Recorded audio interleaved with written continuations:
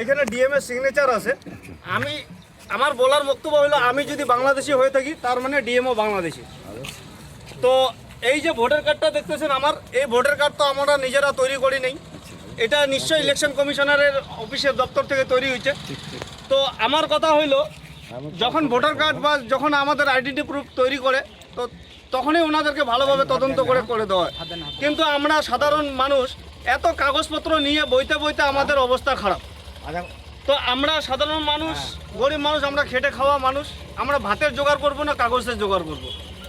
আজকে আর এই কাগজ দেখানোর পরে আর কোনো কাগজ পাইনি। আমি গোয়াল ঘরের মধ্যে আমার বাবার পুরানা এই বাঙ্কুয়াটা পাইছি।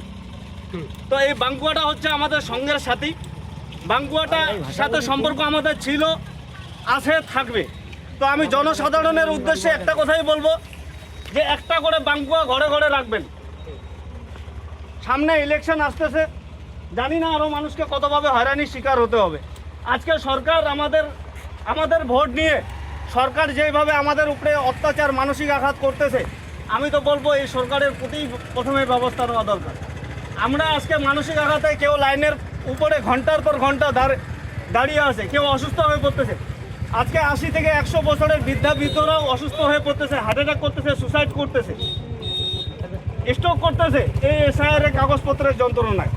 তো আমি সর্বপ্রথম বলবো, আমাদের ভোট নিয়ে নেতা মন্ত্রীরা যেভাবে আমাদের উপরে, সাধারণ মানুষের উপরে অন্যায় অত্যাচার করতেছে, তো এই নেতা মন্ত্রীদের উপরে অ্যাকশন নেওয়া দরকার।